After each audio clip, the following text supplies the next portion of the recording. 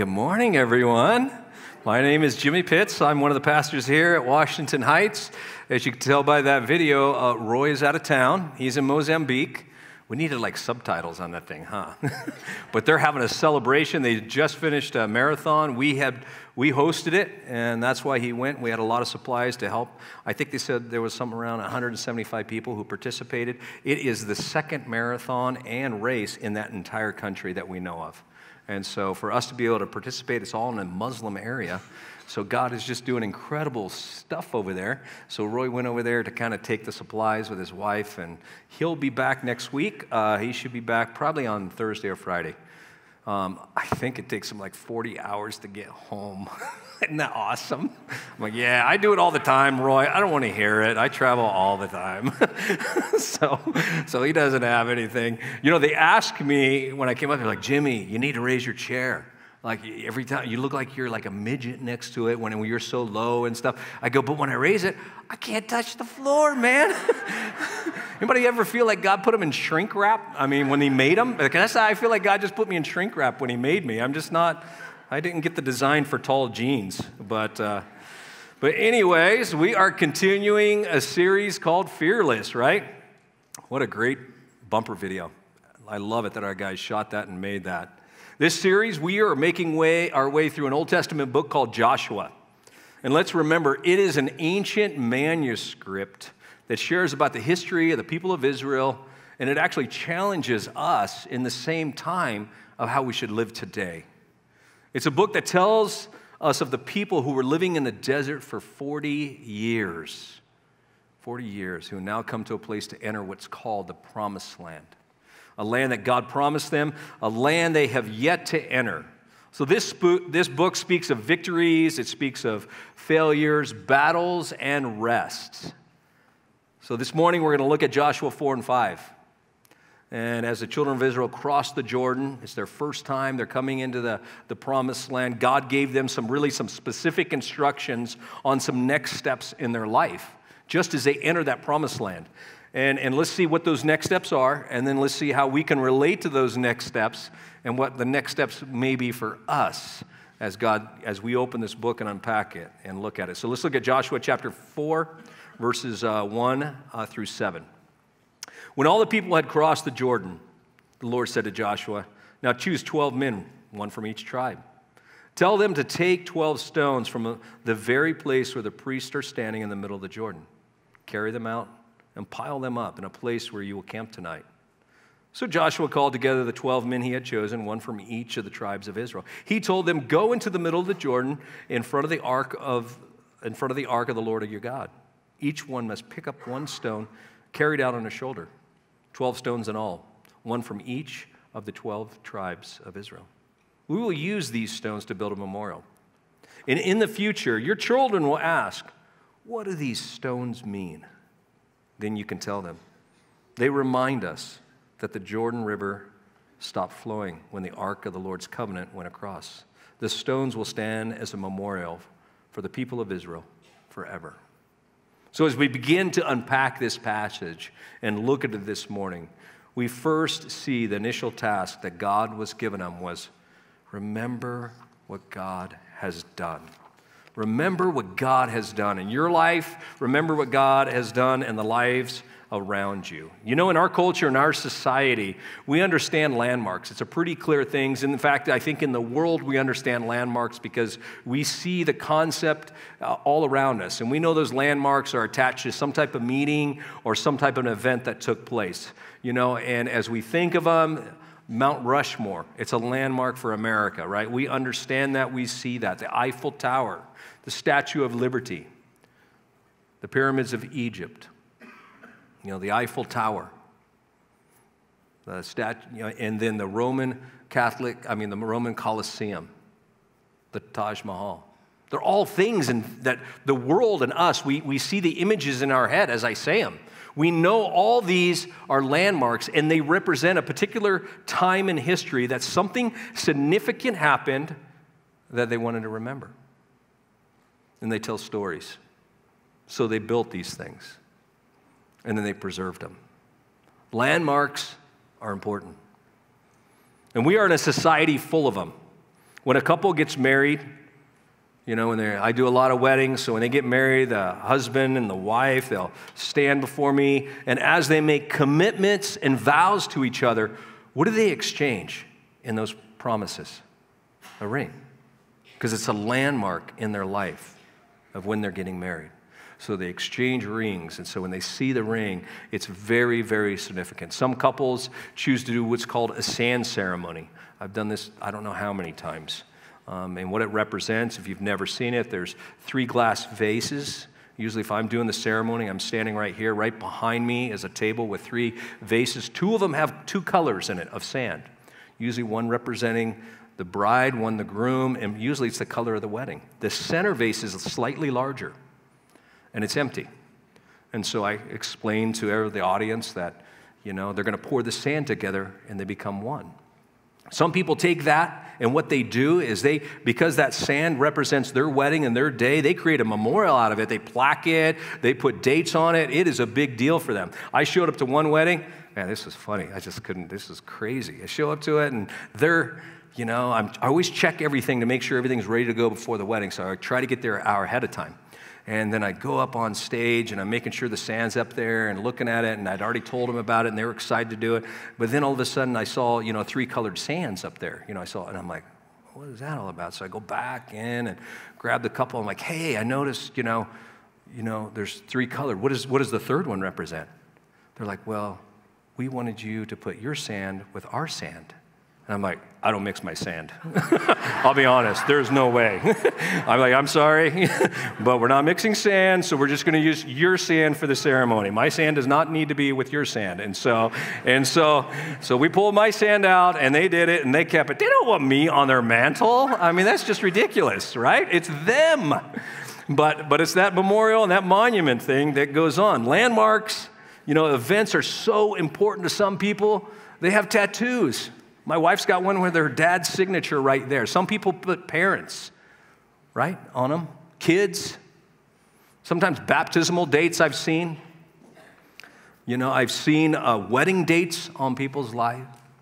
Boyfriends, not a good idea, ladies. Not a good idea, but I've seen them. It's not good. All representing something that tells a story. You see, no one gets a tattoo where they blindfold themselves, they get random images on a globe, spin it, and then say, I want that one. Nobody would. Why? Because they tell stories. They talk about the events. They have meaning to them. Landmarks are the symbols or monuments in our lives that tell stories of the events, of the things that have been done.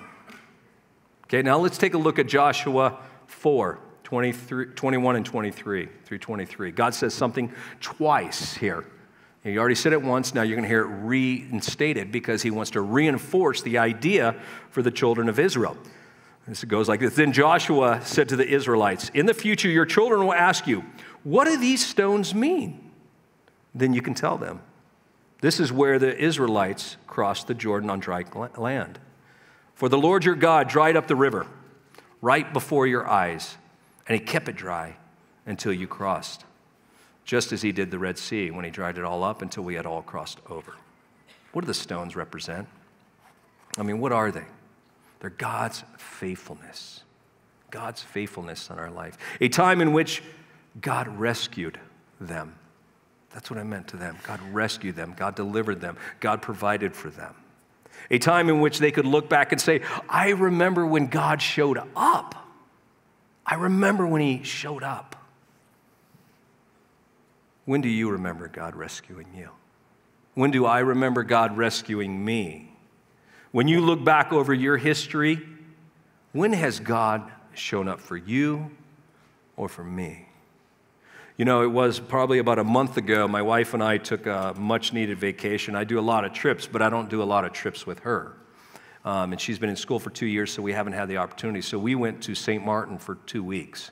And it was awesome. Beachfront, just incredible, beautiful place. And we invited our kids. We have 3 adult daughters, and they're married. And so only one took us up on it. It's like, hey, if you want to come, we'll make sure everyone has a room, you know. So one of them took us up on it. So we had a 1-bedroom with a Murphy bed in the living room. I'm like, no problem. And I go, you guys okay with that? They're like, yeah, they're newly married.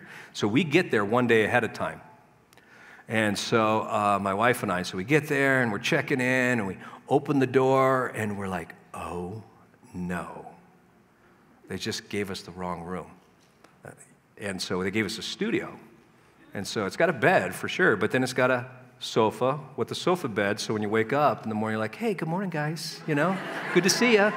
You're awake. I've been waiting, No, that's not what the kids want to see. And so I go back to the reception and the place, the host, and go like, hey, guys, they'll never talk to me again. You don't understand. I mean, my son-in-law, who's new to my family, will think this is how I vacation, and he will always never want to come again. He'll never come because he thinks I'm going to throw him in a bed right next to me, And so I go, can you do something? They're like, yeah, we'll work on it. We'll see what we can do. And it's in a different country, so they're just kind of casual about it. And so then my wife and I, we're praying and praying. And you know what's weird? In the midst of turmoil, you often don't feel God, right? I mean, because we're like, what's going to happen? Or what are we going to have to do? You won't speak to me again if this happens. I mean, what's going on? And so all these things of doubt and everything are going through our mind, but at the same time, we're like, God, please do something. Please do something. So the next day we go in to check with them before they arrive, and we're like, hey, guys, did you find a solution maybe? And they're like, oh, yeah, we took care of you. We got a second. Right next to you, there's a second room that's open. They can have their own room, no charge, week, just enjoy it. Sorry for the confusion. And we're like, oh my goodness, thank you, God. God shows up. But in the midst of it, you don't feel it so often. It feels kind of empty. It kind of feels dark at times. And so all the people, are crossing the Jordan. And God says to 12 men, one from each tribe, grab a stone out of the Jordan and bring it to shore and build a memorial, a landmark to remember what I've done. And oh yeah, when you see your kids, don't forget to tell them. And he's specifically talking to parents here. Life moves pretty fast in today's world. And as we go through it, things are happening all the time. I mean, God shows up in a particular way, and there are times in which we know he answers our prayer. But when was the last time we told our children what God has done, even grandchildren? When was the last time you remembered what God has done? When was the last time I did? So to parents, and this includes me, let me speak to you just for a minute. It's your responsibility to teach your children about God. It's your responsibility to live a godly life so they can understand the character and nature of God. And it's your responsibility to tell them the stories. It's my responsibility to actually enforce and reinforce and support what you're doing. You get them all week. How often do I get them? A couple of hours. So tell the stories. They need to hear it, and they need to hear it from you. So do you know what's interesting about stones when it comes to Israel? It's a real interesting concept because you're like, why stones? Why can't they build something and make something? Why do they just pile them all up? It makes no sense. And today, I went to Israel last year. I've been there a couple times. And I remember the first time I went, as we're driving along the way, we passed a cemetery. And in this tombs, because they do tombs, all of a sudden on top of all of them are piles of rocks. And there's not like a particular number. They're all different. But there's just piles of different little rocks. And I asked our tour guide, who's Jewish, I'm like, hey, what's the scoop with these stones on the tomb and their piles? And this is how significant. So this will help us even today to understand what they meant then. It correlates. So they still have meaning. He says, you know what? When we lose someone, we put them in a tomb. But then as time goes on, if we go to see them, you know what we do? I said, no, what? He goes, we bring a rock. This one's from Israel. And we put it on their tomb, and we say, I remember you. I remember you. The same thing God is saying, remember, with a stone, remember. They still do it today. And God's asking us, remember. Remember what I have done. And he uses stones to mark it so clearly. in our lives and their lives around us. Now, when it's reality, we all go through difficult times. But what amazes me that when we go through them and when we're in the midst of them, we often cry out, God, where are you? Have you left me? I don't know what's going on. And we cry out to be delivered, to be rescued, and often met with silence, feeling alone, scared, and probably frustrated. It seems to be the human experience to forget what God has done in our past. We forget the times He did show up, of the times He did provide, of the times He did protect us. In the midst of our pain and suffering, all we generally want is deliverance. So quickly forgetting what God wants. What does He want? Well, He wants people who walk through the pain, not avoid it. And how quickly we forget His miracles in the past with our pain in the present, and how quickly we turn to negotiate rather than trust, and to barter rather than believe. Now let's remember, Joshua and the children of Israel have been in the wilderness and desert for 40 years. And God, as they've been there, He's been their protector. He's been providing. He's been taking care of them. In fact, it says He's been a pillar of cloud by day, which shades on that desert heat and gives them that relief, and then a pillar of fire at night, it says, just to give them a little bit of heat at night because the desert can get such drastic cold and drastic swings in weather. And then He says, you know what, I'll provide for you food. I'll not only protect you and watch over you, I will feed you for 40 years. And so what He did, He gave them this little thing called a manna. It was like a bread wafer to show up every morning. You couldn't keep it to the next day or to go rotten. And He'd feed them every day. They'd collect it, eat what they want to eat, and then next day would come. For 40 years, they ate this. And now the first day when they crossed the promised land, they crossed the Jordan, they're in the promised land, they spend the night. That very first morning, Joshua 5:11 and 12 says this, the very next day, this is their first day, they began to eat unleavened bread and roasted grain harvested from the land. No manna appeared on that day. Now this thing has been coming for 40 years.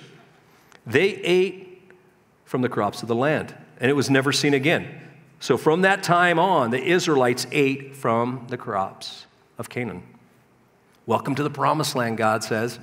I'm not going to feed you anymore. No more free food. You see, God is going to cut off their food. And not only do they have to enter a hostile land that they have to fight for, now they have to feed themselves. God says, you know what? I will provide for you. It's not like I'm not going to provide. I will provide for you, but it's just going to be different. It's going to be a little different, but no more free food. Now think of the landmarks, the times looking back in your life that God has provided, protected you and taken care of you and taken care of me. Times in which we knew it could only be God. You would have never survived. I would have never survived without Him. And maybe for some, God is still providing that manna for you every day. Maybe it's where you are, and maybe it's what He's giving you right now. But I think and I imagine for most, God is, you know what, He's pushing us out of the nest, right? He says, oh, I'll be with you, but it's going to be a little different.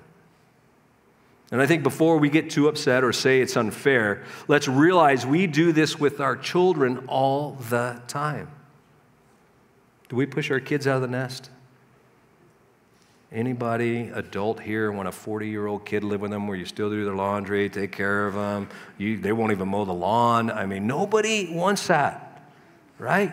You want them to grow up, be responsible, grasp life, and make something of it. Well, so why would we think any different than God? We prepare our kids for life. God is preparing us, and He was preparing the children of Israel right here. Like, no more free food. No, and so it is with God. Maybe your manna stopped yesterday. Maybe it stopped last week. Maybe it stopped last month or last year. The point is, it stopped. And what are you going to do? Get mad at God? Well, some may. But let me help you understand what I believe God is doing. He's pushing us out of the nest and trying to teach us how to cope with life in Him. Not without Him, but in Him. In the midst of pain, sweat, difficulties, loss, and failures. Because who can relate to someone who has it all together? Can any of us? No. Who can relate to someone whose needs have always been met? It's impossible. Who can relate to someone who never gets sick? Who can relate to someone who never struggles? So God is saying, you're up. And yep, this might mean life is going to be a little tough. You know, and there are times that you might feel like I'm not providing or not even present, but I am there. And do you know what? He is always still there. Look at the stones, he says. Look at the stones. See them that you might be encouraged. Look back at what I've done in your life and the lives of those around you. Know that I am here. Just look back. In the midst of it, it's hard to see, I know. It's cloudy, it's fuzzy. But look back at the stones to see what I have done, that you can trust me looking forward. Because it's about that trust, especially when times get tough. And there are stories that some people tell in the lives of some people whose monuments and memorials are unbelievable what God has done. And they should be told over and over. There was a guy that we brought here probably about 12 years ago. He was a Cambodian guy. He went through the Khmer Rouge and just the killing fields and everything. He survived. He was probably about 21, 22 going through it. Lost 13 members of his family, annihilated. And so he luckily got around it by God's grace. But he was a Christian, and they were killing Christians, and he was educated, and they were killing educated people. So he had like 2 strikes, but nobody really knew. And so he went to a labor camp, because that's what they did with him. They threw him in labor camps and made him work and basically tied them to each other almost even so they wouldn't escape. Got to a point to where they had killed so many people, they're like, we need to start, the Khmer Rouge is like, we need to start marrying people off. So all of a sudden, he's a single guy, and he's like, they tried to marry me off, Jimmy. I'm like, what? He's like, yeah. He goes, they tried twice, and the ladies like ran from me. I'm like, okay, that's a little weird, but okay. He goes, but the third time, what they did is they got the village chief. Like, he sat like right here. They lined up 13 guys and 13 girls. And they're like, that's your wife. That's your wife. If you guys don't stay married this time, we're going to kill you both. That's your wife, that's your husband. That's your wife, that's your husband. That's your wife. 13, just like that. So one day he was really sick, and so he couldn't go work. And if you don't work there, you don't eat. And he's like, I can't eat anyway. So he goes to the guard and says, can I go sleep and rest? I can't do anything. They're like, sure. You don't get any food? He goes, I don't want food.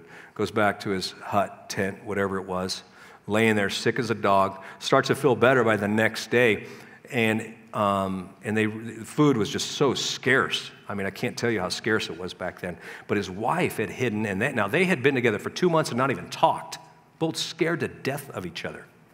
So she had hid some food, these corn husks things that were only meant for animals. And so she brings him one because he's hungry now. And his first words are like, praise the Lord. And he goes, I'm going to tell you something. And I hope you never tell anyone, because it's my life. If you do, I'm a Christian. She goes, you're kidding me. So am I. This is a Buddhist country. This is a country that we would say, in the midst of all that suffering and pain and everything, in the midst of it, where are you, God, right? God was right there. They're still married, and they got 6 kids. Isn't that awesome? But that's God. That's looking back at the stones to say, what a story. That should be told. That's what God does in our lives and the lives of those around us when we remember and when we talk about it. These stones represent new chapters in your life, a new future, a new beginning. But the first thing God says to the Israelites as they cross this land, as they recognize what God is doing, as they built that monument, God says, the first thing I need you to do, though, is I need to remove your shame. I need to remove your shame. So let's take a look at the passage, chapter 5, verse 9. Then the Lord said to Joshua, today I've rolled away the shame of your slavery in Egypt, so that the place has been called Gilgal to this day. Just a couple of verses before this, they have stepped into this new life, this new land. First action was recommitting themselves to God. They had an entire generation who grew up with the miracles of God I mean, massive miracles, but didn't commit to God. God said, you need to recommit to me, this new generation, and I will remove your shame. And for them, it was through this act called circumcision, an outward sign of a commitment and trust to God. It was a gesture saying, I will leave the old life behind, and I will trust you, God, going forward. You see, they had been in Egypt 40 years. Who knows what kind of habits and shame and things and wandering. I mean, they were in Egypt for 400 years, and then all of a sudden they show up and they're wandering in the desert for 40. They weren't proud of everything. But I don't think we are. I don't think we are. I think they were carrying some baggage around.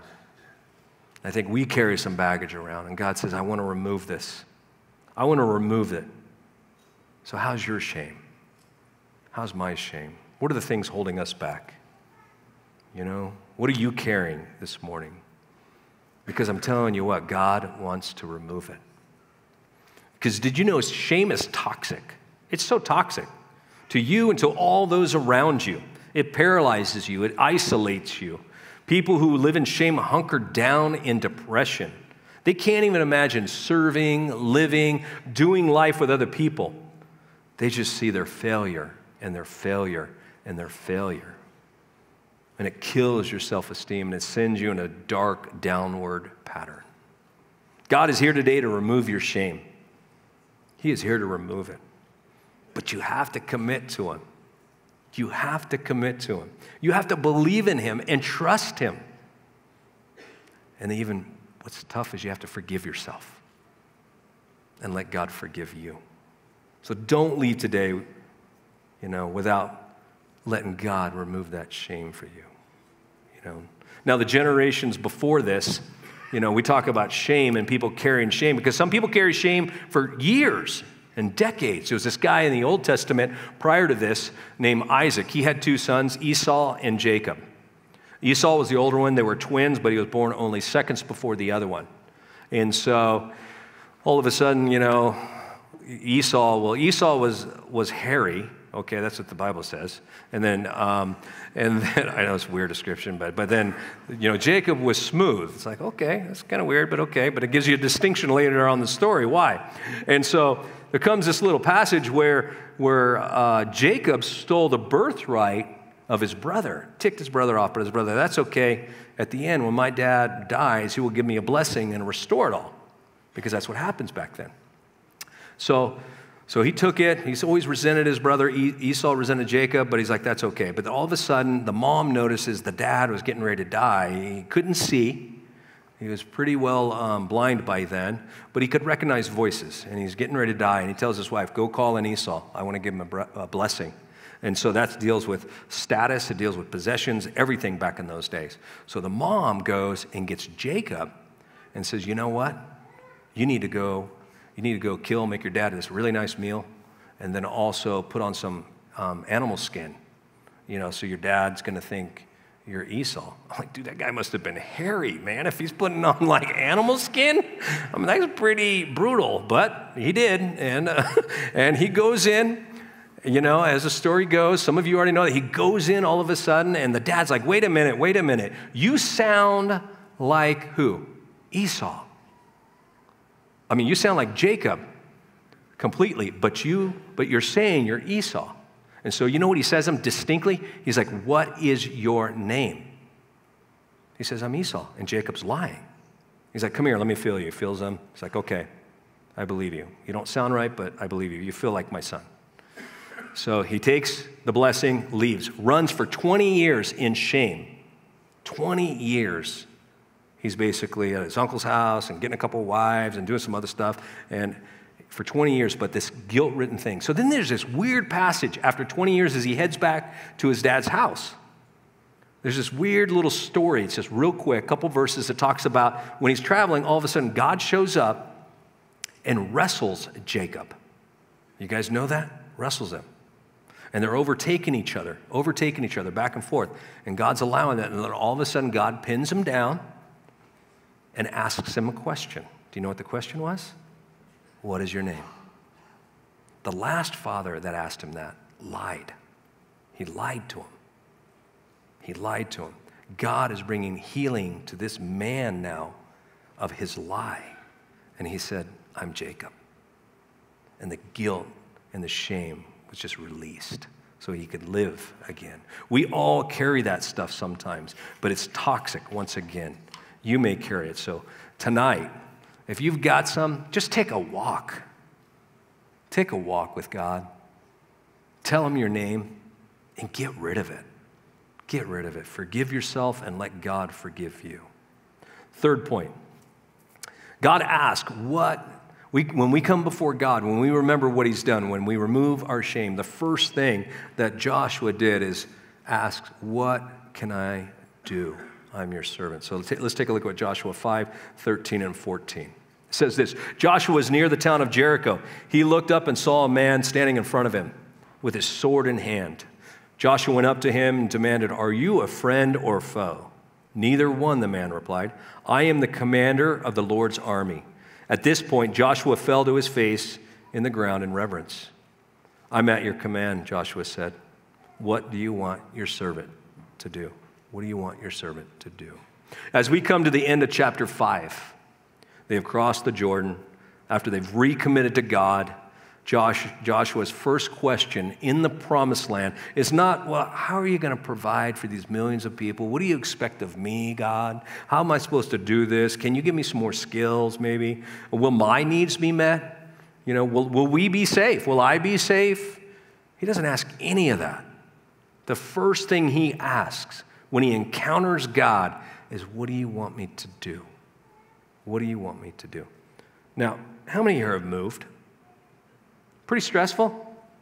Yeah, nobody likes moving, right? Nobody does. Not unless you can hire every truck and they can unpack, and they can pack and unpack perfectly. Then that would be different. But nobody can do that. It's stressful, right? When you move, nobody likes it. And it's amazing and you're talking about millions of people on the move on this, but when we move, what are the questions that we first think of in any move, any new location, right? Well, do I have a job? What's my job going to be like? Am I going to like the people around me? Do I have friends? What's the church like? Maybe if you're connected to church. You know, is that going to be the same? Is it going to be hard? You know, and so where will we live? How will we provide? Those are the questions that naturally come to us. But the first thing that is never on our mind is, well, God, you're calling me to a new place. What do you want me to do? But that's what they do. That's exactly what they did. They're called to a new place. The first question is out, what do you want me to do, God? We know you'll take care of the rest because we have these stones that we can look back because we've seen you provided for us not only 400 years, but these past 40 years in the desert. We remember because they encountered God, they can see it. You see, have you ever wanted God to show up so bad that you create an environment or you try to create these environments hoping it'll encourage him to show up? I mean, everybody wants to see God, I think, right? Everybody does. So, you know, sometimes we get little candles in the room, light them, you know, play a little K-Love here and there, play worship music, Gregorian chant maybe, that's your thing, you know, you're just like doing the little chant thing going on, hoping that what? The environment in God will show up. And so, you know, in my past, and I'm talking about a couple decades ago, so don't think I do this weird stuff now, okay? So a couple of decades ago, you know what I did? Because I'm always trying, man, I just want to experience God. If you're anything like me, you just want to experience God. I go to Antelope Island, and I still do, and I go out there and pray. There's a certain rock I go to, and that place is loaded with rocks. So I know the Old Testament. I'm like, dude, it's rocks. This is awesome. I mean, it's just like Israel, you know? So I go to my big rock and I stack 12 big rocks on it. And then I go and bake bread, homemade bread, like an offering to God. And I put it on those 12 rocks. And then I take some fresh honey and I pour it over that, hoping and waiting for that experience of God. And you know what happened? It's amazing. Nothing. Nothing at all. Just normal. And I'm just sitting there looking at it. Okay. Guess it's not going anywhere. Waiting, because we try to create these environments to where we want to see God and know God differently. But you know what I learned? God has already shown up. God has already spoken and told me what I should be doing. I'm just looking for an experience when I should be trusting and doing what he already said. And through doing what he has already said, I've learned to encounter God more than I ever could have, trying and hoping for an experience. You see, the problem we face is we live in an age and a time where selfishness is an epidemic. It's all about me. It's all about what I want, my needs, my time, what I want to do. And we fail to value, we don't see the value in serving other people and placing their needs before mine. And I think in our minds, we think if we encounter God or if we get to the chance to see God, well, I think we'd ask him questions like, well, why is there so much suffering in the world? And it's not a bad question. Or why did you let this happen to me? And that's not a bad question. Not at all. But what we fail to realize in the presence of God, you know what it does for us? It brings perspective. It brings clarity to my position before God, and then I'm not in charge. You see, Jesus tells the story of a master who owns a house and left his servant in charge. But suppose the servant says to himself, my master has taken a long time coming home. In fact, I don't even know if he will come back. And then he begins to mistreat, beat other servants and do what he wants with the household. The master of that servant will come on a day, it says, when he does not expect him, in an hour that he was not even aware of. He will see what he has done, and he will cut him off. You see, we are the servants, and we've been given this incredible task of taking care of not only the master's house, but more important, the people. We are designed to make a difference in the world, to help shape, comfort, strengthen the lives around us, to ask God, what do you want your servant to do? And let's be honest. None of us are probably going to hear an audible voice of God. We probably won't. I mean, I haven't. I don't think, we probably won't. But we may see Jesus. But you know what? I guarantee you, we will see Jesus. You know why? Because Jesus says, for I was hungry and you fed me. I was thirsty, and you gave me something to drink. I was a stranger, and you let me in. We look for the miraculous and miss Jesus walking by. We look for the extraordinary, missing the ordinary right in front of us. When we look back and see the stones in our lives, we remember God showed up. That's what there are. That's what it's about. Those memorials of when God did something in our life and the lives of those around. We remember God removes our shame. And when we see God in those around us, we should stop and ask and say, God, what would you have me do? Remembering what God has done will help you and help me move forward into what he wants us to do. Would you pray with me? Father, you are so incredible, and we can't thank you enough that you show up in our lives. Even when we don't see it, even when we don't feel it, we know you're always there working and doing great, incredible things. And so, Lord, I pray that we would just trust you more going forward, that you would remove our shame, that we can live in that promised land, whatever that is, that as you move us forward into our next steps with you, that we'll stop and ask, what would you have me do? And then that we'd actually see the people around us and just see you in them. And so, Father, I pray that you would be with us this week, that you'd watch over us. May we enjoy you more. Thank you for all that you've done. In Jesus' name, amen.